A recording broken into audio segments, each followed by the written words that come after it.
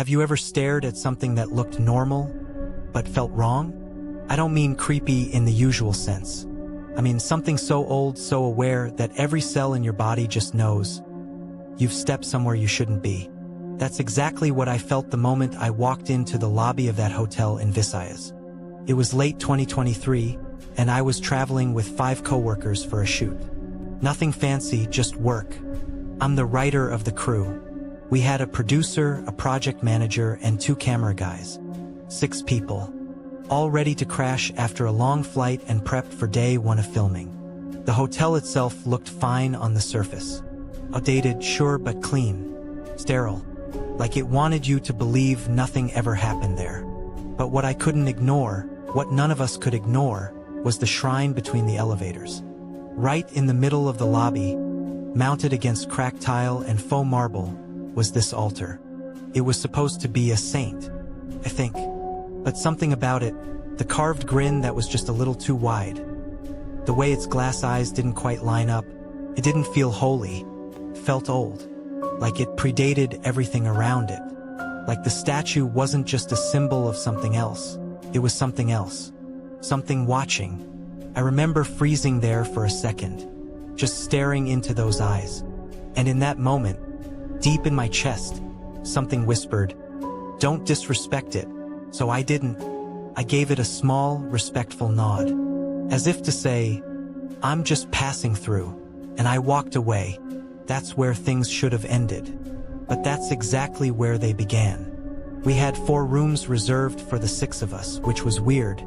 We could have easily doubled up in 2. But no one complained. I ended up alone in a 2-person room at the far end of the hallway. Just me. No roommate. What I didn't know then was that my room was right beside the fire exit, where they stored spare folding beds. The first night should have been uneventful. I took a shower, unpacked, and placed my earrings and rings neatly on the left side of the sink. I double-checked because I have a habit of losing small things. And then I tried to unwind. That's when I first noticed something was off. The air in the room felt thick, not cold, not warm, just full, like I wasn't breathing alone. I went to the bathroom, and the jewelry I'd placed earlier was now on the right side of the sink. I froze. I hadn't touched it. I knew I hadn't. It wasn't just the jewelry either. Every corner of that room felt like it had eyes.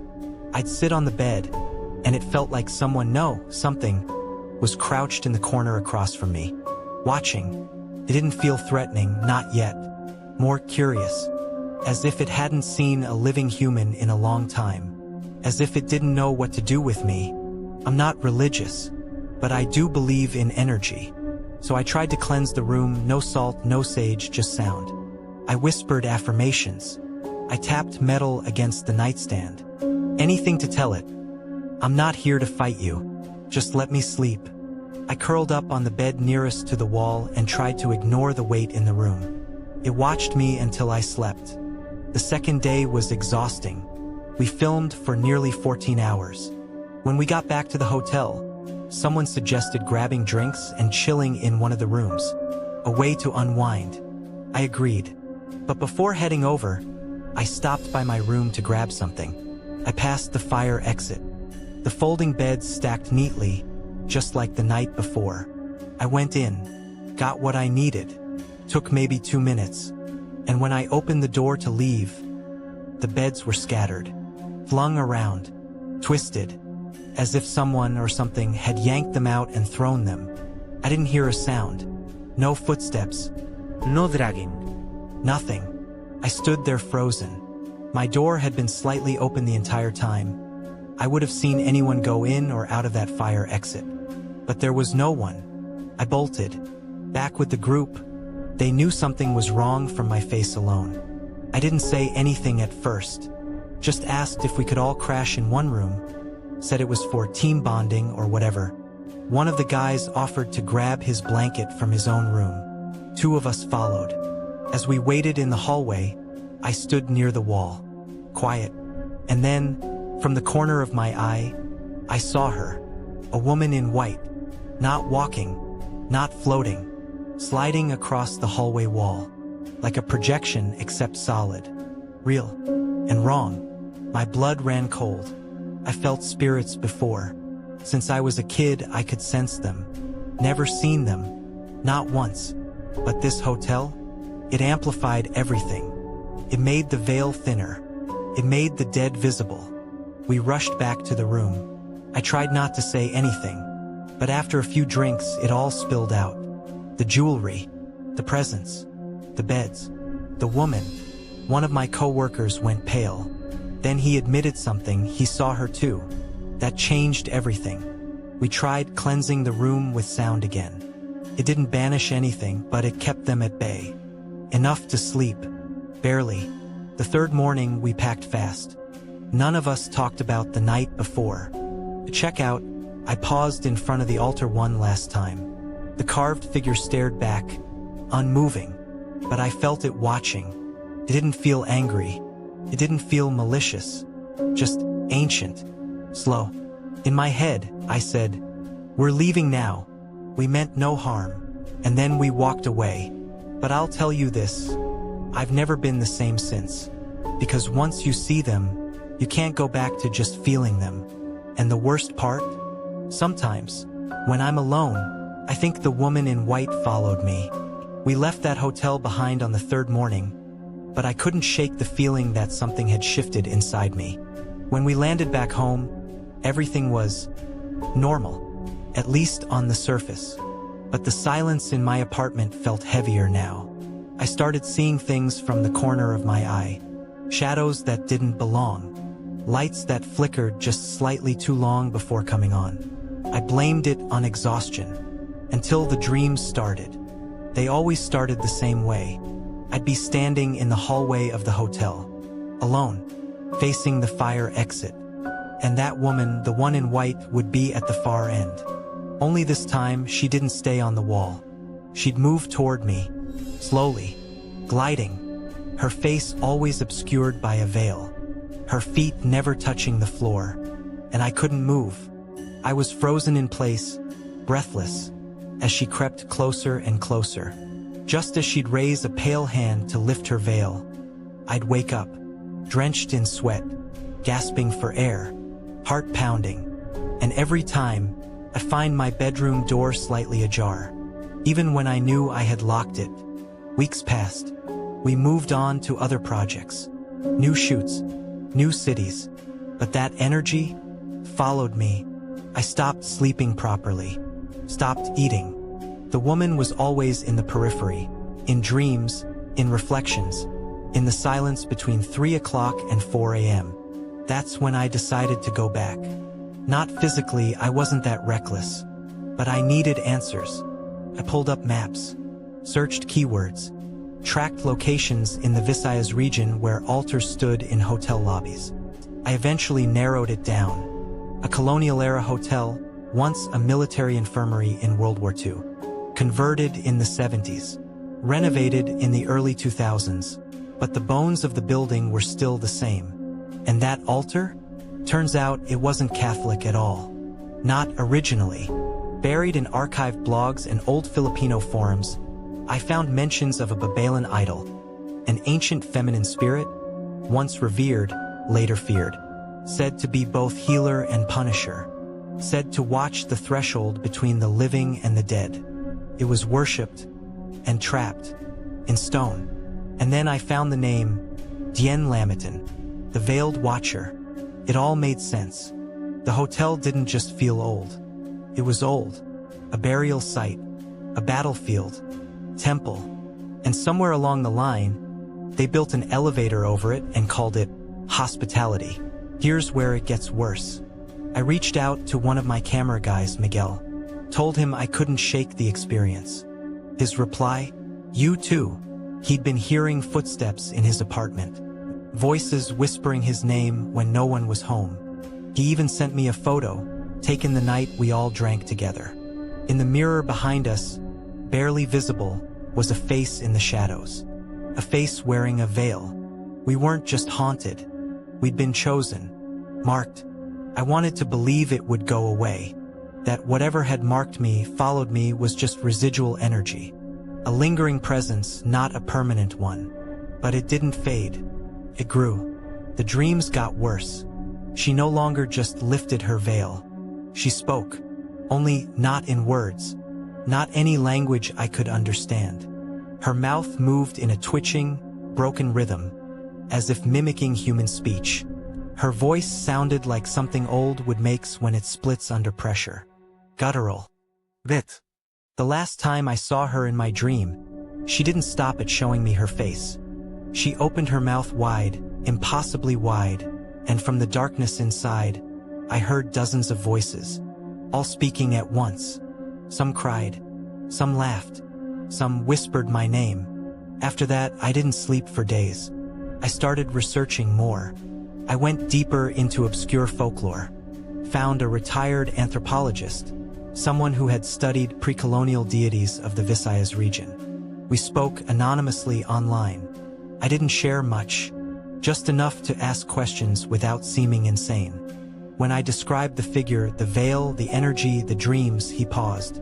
Then he typed, "She was once a watcher, a guardian of the spiritual gate. But when forgotten, her energy turned inward, distorted. She became the punishment for disrespect. If she chose you, she doesn't want to haunt you. She wants to inhabit you."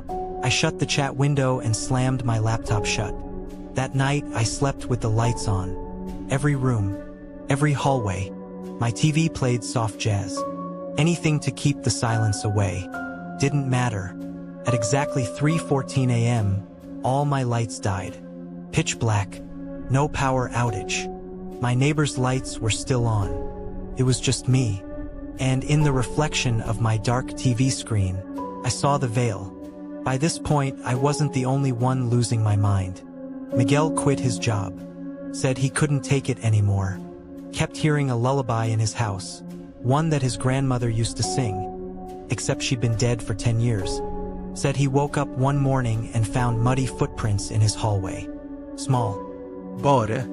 As if a woman had been pacing outside his bedroom all night. He moved provinces. Never answered my messages again. I tried therapy. Didn't help. No one could explain why my reflection sometimes moved differently than me. Why I'd wake up with scratches on my back. Why my hallway always smelled faintly of burned herbs. So I did something stupid. I went back. Not to the hotel, but near enough. I booked a trip back to the same city. Took a room in a hostel just a few streets away. Didn't tell anyone.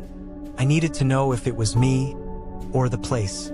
That first night, I took a walk past the hotel. It was still there. Same chip sign. Same eerily quiet front steps. I stood across the street for an hour, just watching. At 2 a.m., a man exited. He was in a maintenance uniform, dragging a garbage bin toward the alley. I crossed the street, stopped him. "Sorry?" I asked, trying not to sound unhinged. "Does anything strange ever happen inside?" He paused, looked me up and down, then said, "You're not the first to ask. Tourists, film crews, they come and go. Most leave fine. Some don't. The ones who leave marked, they always come back. She doesn't like to be forgotten."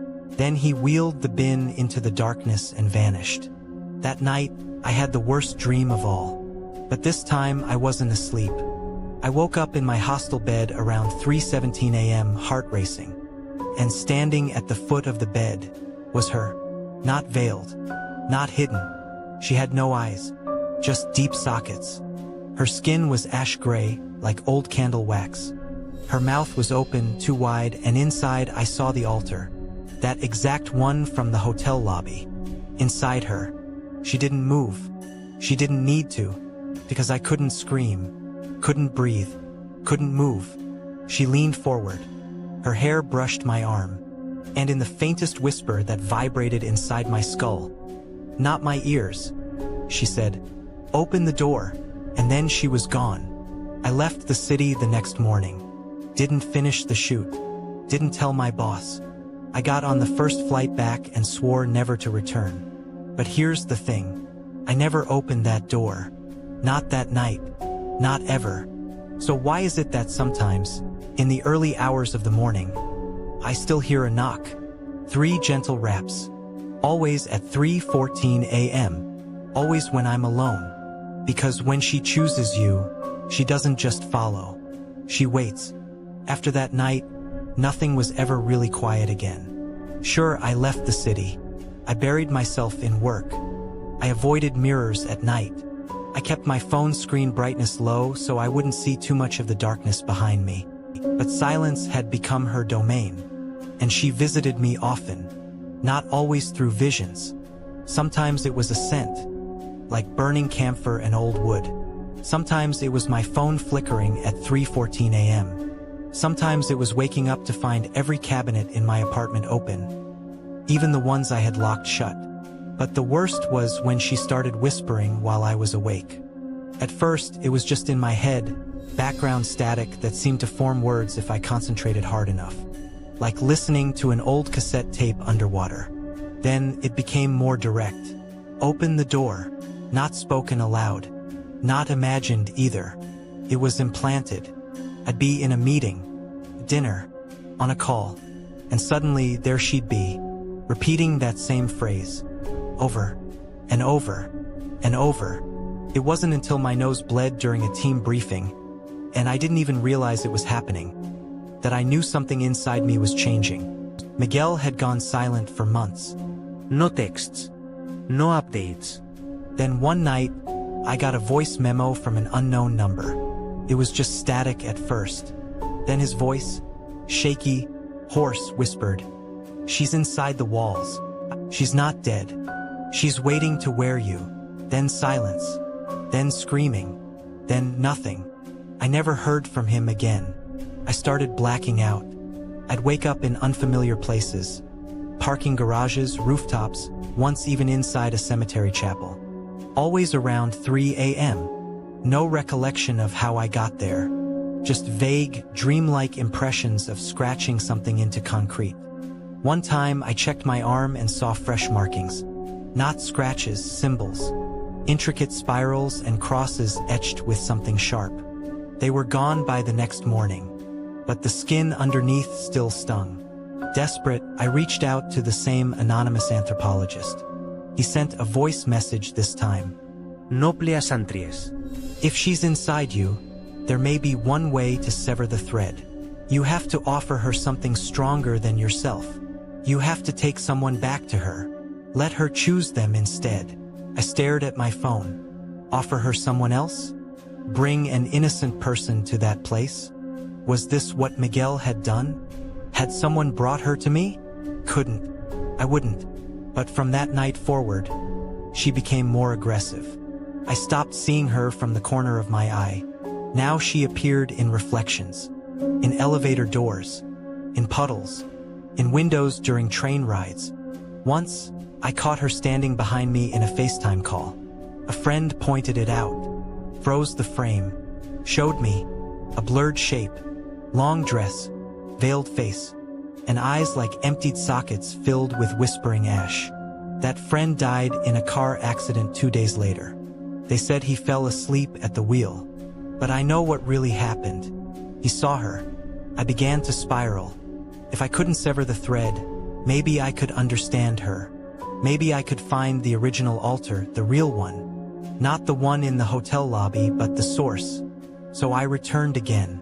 This time, I went to the archives of a local university. Old maps, city plans, burial records, construction permits. Took weeks, but finally I found it.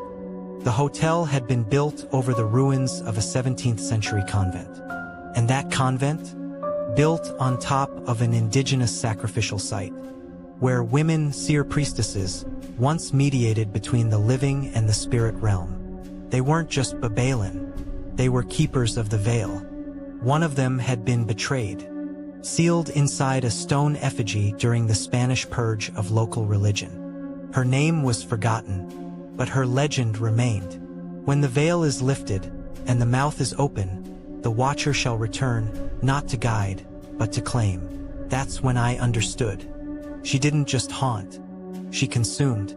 She was a spiritual parasite, a broken deity that clung to memory, needing hosts to live in the waking world. Every time someone believed in her, every time her image was seen, her name whispered, she grew, and I had fed her more than anyone else. There was no escaping her anymore. Not through travel, not through cleansing, not through silence. The only question now was, would I become her next altar? That I found some lost ritual buried in forgotten texts? That I burned sage or bathed in salt or stood my ground with divine courage? But the truth is, I broke. Slowly. Completely. The last time I looked in the mirror, I didn't see her behind me anymore. I saw her inside me. Not metaphorically. Her face overlaid onto mine, just for a moment. And in that moment, I felt it. A complete erasure. Like my own reflection was saying, "You're not the original anymore." So I ran. Not physically, I had nowhere left to go. But I did what anyone else would do in 2025. I told the story. I uploaded everything. Voice memos, journal pages, photos, that video frame where she walked toward the camera. I turned it into a long-form horror story, a narration, a YouTube video. This video, because maybe, just maybe, if enough people watched it, if enough people saw her, she would leave me, transfer. Maybe that was the secret all along. Not to open the door, but to show others the door exists. So here we are. You've heard the entire story. You've seen the signs. You've felt the shift in the air, haven't you? Maybe your lights flickered while this played. Maybe you thought you saw something move behind you. Maybe you already know what I'm about to say. She's watching now. Not from my side. From yours. If you hear knocking at 3:14 a.m., don't open the door. If your mirror fogs while you sleep, don't wipe it clean. And if you see a woman in white, gliding across the walls, don't run. It's already too late. Because now, she knows your name too. She knows your name too.